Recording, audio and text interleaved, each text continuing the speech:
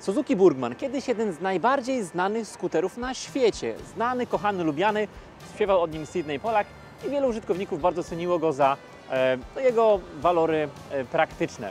Dzisiaj Suzuki kontynuuje linię swojego Burgmana, może nie aż tak spektakularną jak było to kiedyś, ale dalej jest to bardzo praktyczny, bezawaryjny i funkcjonalny sprzęt. Przed Wami Burgman 125 w wersji EX.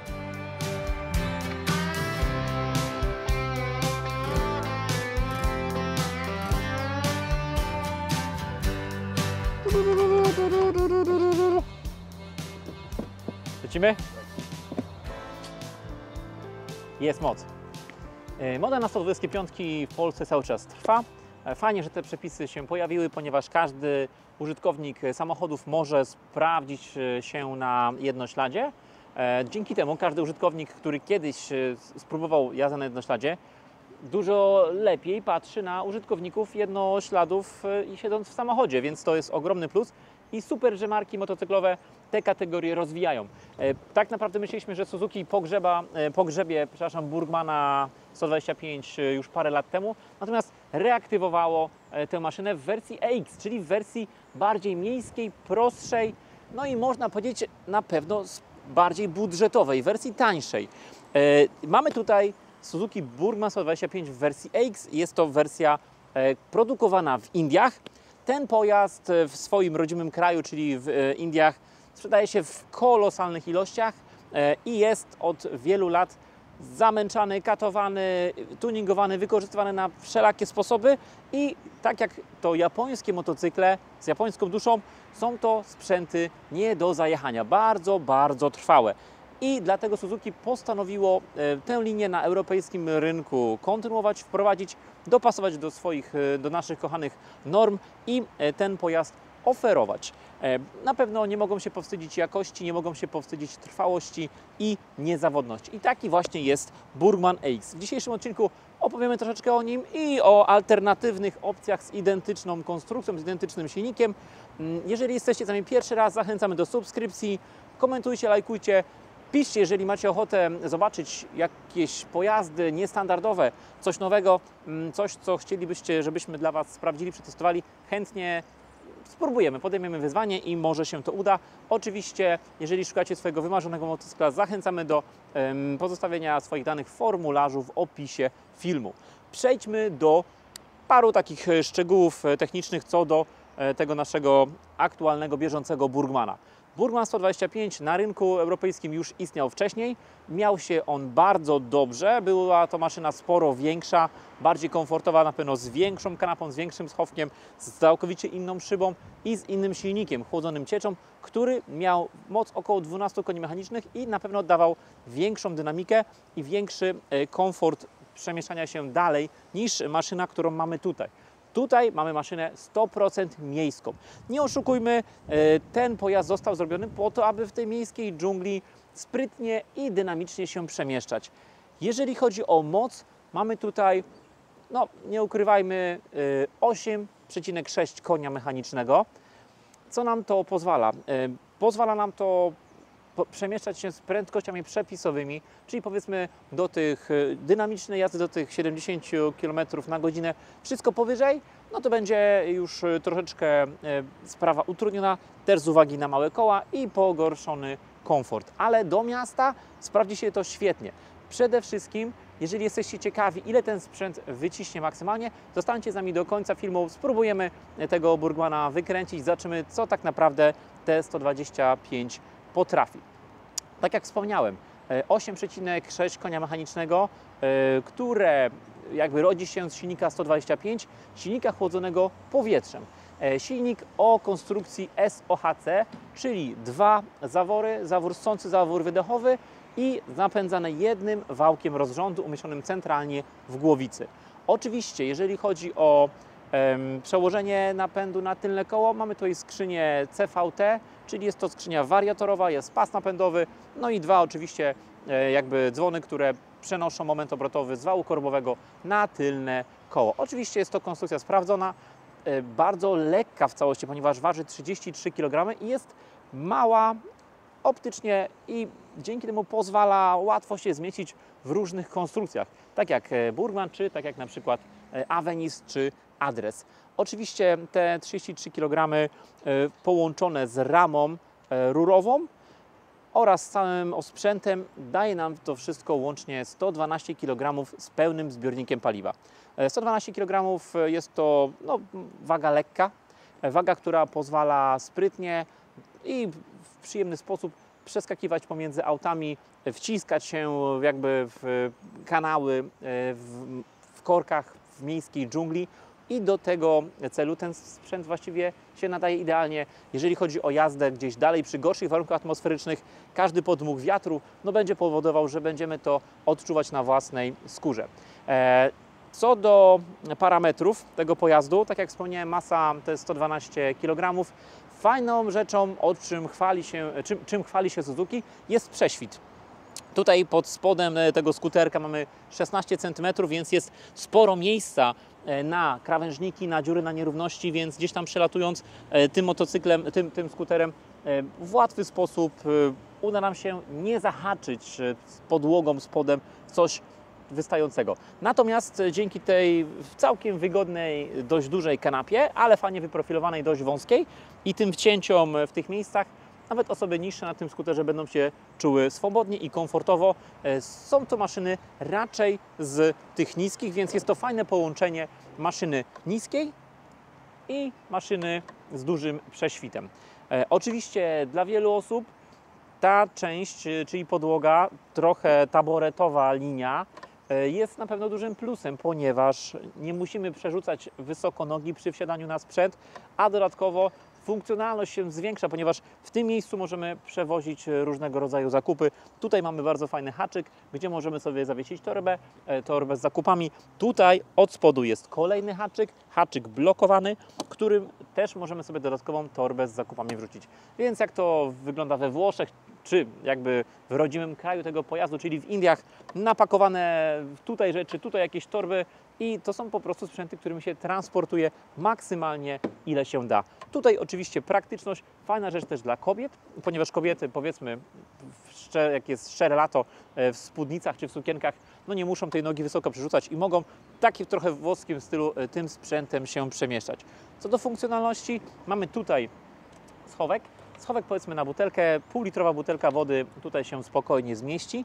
Tu mamy schowek zamykany z uszczelką, więc powinien być wodoodporny, chociaż ręki nie dam, że Wasz super smartfon tutaj będzie suchy nawet po myciu. Gniazdo USB w tym miejscu. Tutaj sobie zwróćcie uwagę, zapraszam tutaj do środka. Gniazdo USB, które po włączeniu zapłonu podświetla nam się na niebiesko, więc oczywiście w przypadku jakby jazdy wieczorem łatwiej nam ten telefon podłączyć. Jest to naprawdę bardzo obszerny schowek, więc spokojnie nawet duży smartfon nam się tutaj zmieści.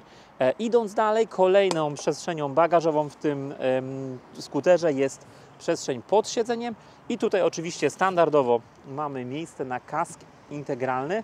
Oczywiście wielkie kaski, wysokie kaski nam tutaj mogą się nie zmieścić. Tego miejsca jest sporo, ale jednak przy większej głowie czy kaskach z daszkiem, jednak możemy zapomnieć i potrzebujemy dodatkowo jakiś kuferek, który te rzeczy nam pomieści. Tu oczywiście wlew paliwa. Zbiornik paliwa mieści 5,5 litra, więc optymalnie skuterowo.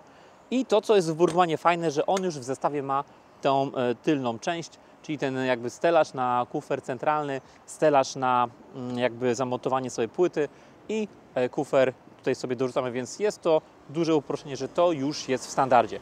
Co do spalania, tutaj Suzuki chwali się, że skuter będzie spalał coś na poziomie 2 litrów. W przypadku jakby informacji na stronie mamy jakąś informację, że skuter może mieć zasięg nawet 300 km zasięgu na pełnym zbiorniku paliwa, więc całkiem spoko. Co do jakby dalszych parametrów tego pojazdu, można powiedzieć, że tyle o ile jest on całkiem dobrze i nowocześnie wykonany.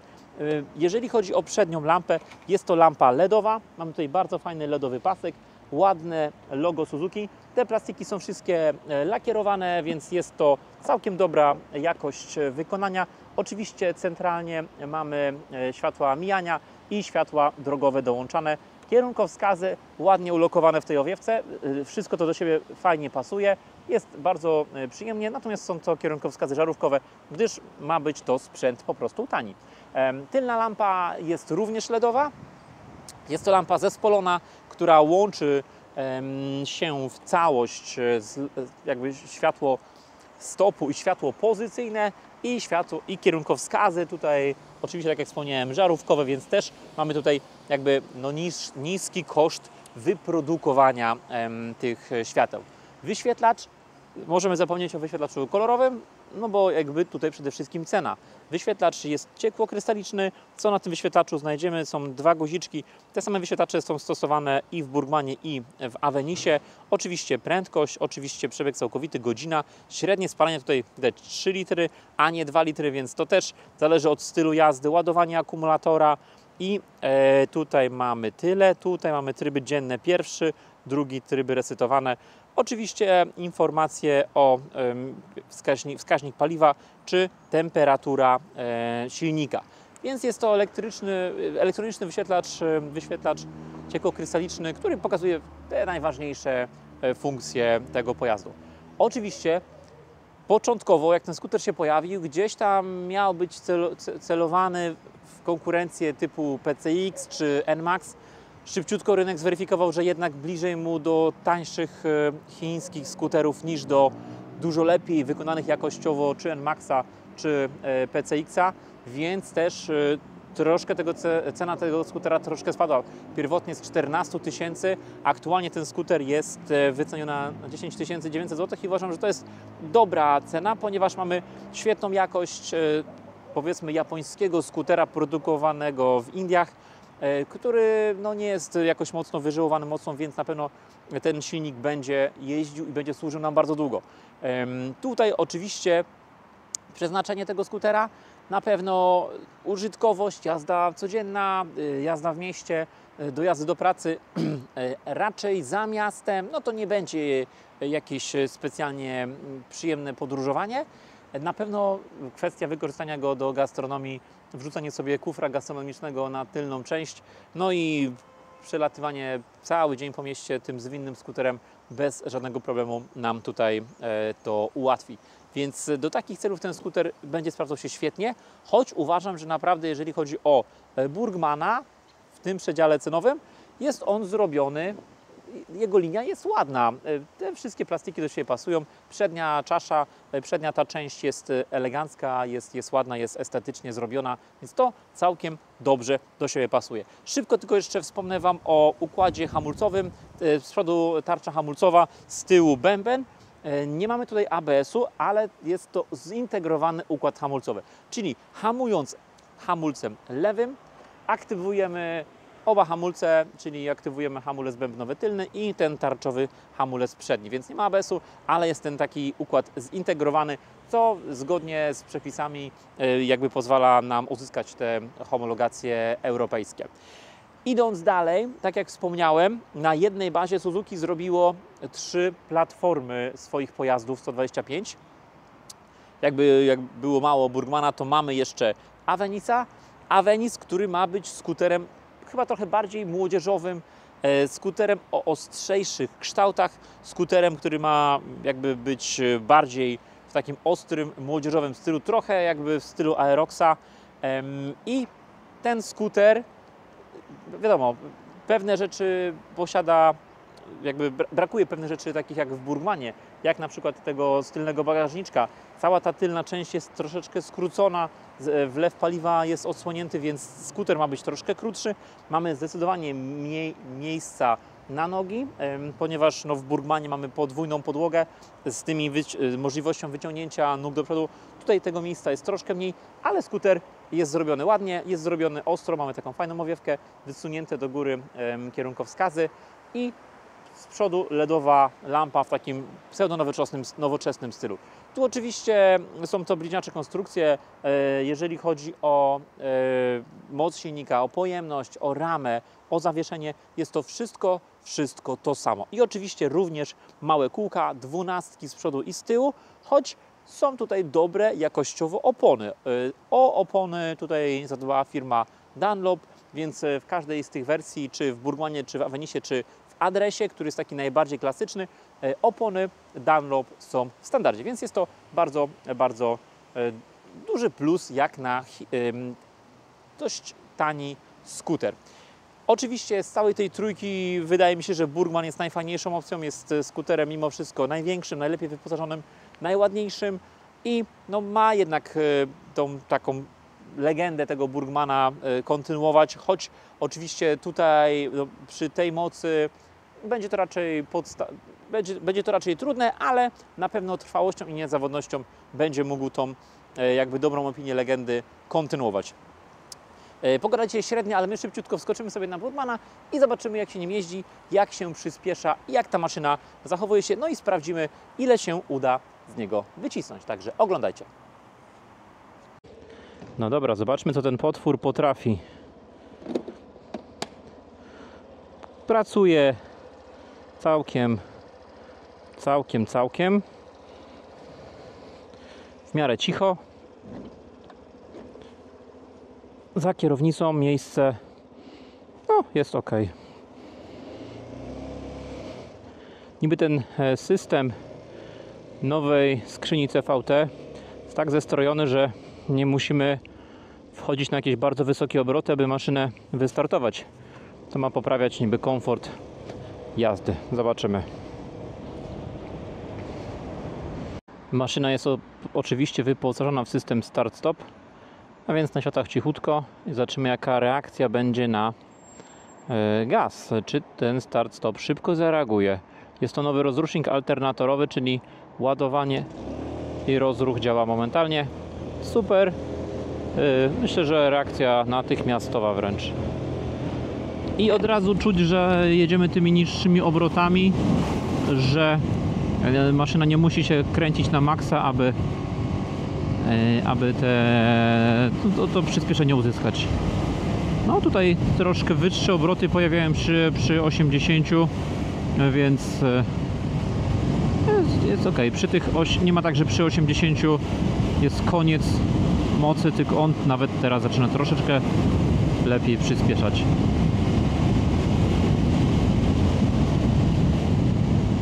Lampka Eco informuje o ekonomicznej jeździe. Oczywiście wykręcenie przepustnicy maksymalne powoduje, że ta lampka Eco nam znika, czyli ta ekonomiczna jazda już nie jest kontynuowana. No i słuchajcie, wjeżdżamy na drogę, gdzie możemy bez ograniczeń tę maszynę sprawdzić. Mamy 94 km na godzinę, 95. Spodziewałem się, że to będzie w granicach 90 i nie więcej, a tutaj przy dość mocnym wietrze te 95 udało się uzyskać.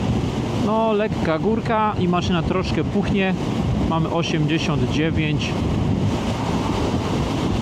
No duży wiatr jest dzisiaj, więc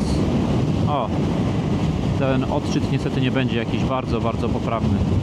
Na pewno oczywisty minus pojazdów małej pojemności z małą mocą, że są bardzo wrażliwe na warunki, czyli dzisiaj mamy silny wiatr, który mocno wieje nam w twarz, więc oczywiście jest to odczuwalne od razu na pojeździe. On zwalnia zdecydowanie, ale faktycznie wiatr jest bardzo silny. Natomiast chciałem Wam powiedzieć o tych podestach na nogi, na tym miejscu jakby z przodu. Fajnie to funkcjonuje, działa to bardzo dobrze i ta pozycja jest wygodna, więc na pewno jest to praktyczne.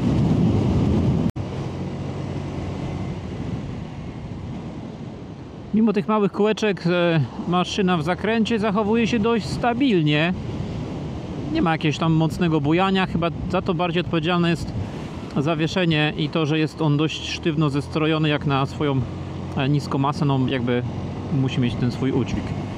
Tutaj lecimy z wiatrem, więc tutaj ta prędkość powinna być wyższa. No i widać od razu, że bez problemu maszyna nam przekracza 100.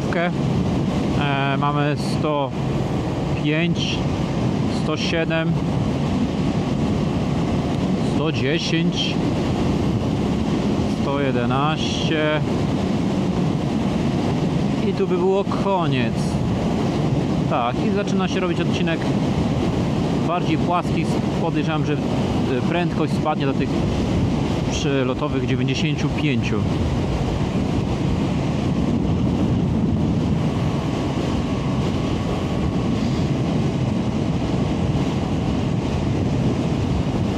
Także prędkość ciężarówkowa, tak naprawdę chyba nie porwałbym się tym sprzętem na wyprzedzanie ciężarówek. Oby tylko jechać od tej ciężarówki troszkę szybciej, żeby faktycznie ona nie zaczęła nas wyprzedzać. Więc tu pod górką 94 na godzinę, więc myślę, że spoko. Jak ten na 8,6 konia mechanicznego, no to te prędkości trzymamy w okolicach tych 95.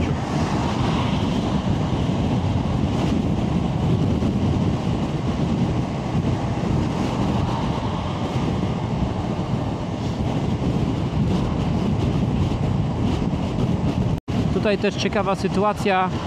Jedziemy z prędkością 95 na godzinę. Gaz nie jest wykręcony maksymalnie i ta kontrolka Eco uruchamia nam się, czyli w jakiś sposób jedziemy w trybie niedużego obciążenia tego skutera. Nie powiem, że w trybie ekonomicznym, ale to obciążenie nie jest tutaj maksymalnie wykorzystywane, więc tak naprawdę przy takiej prędkości zaciężarówkowej w okolicach 90, takich realnych 90, ten skuter może nawet też niedużo palić. Słuchajcie, no dziękujemy Wam za ten odcinek i do zobaczenia przy następnych produkcjach. Do zobaczenia, hej!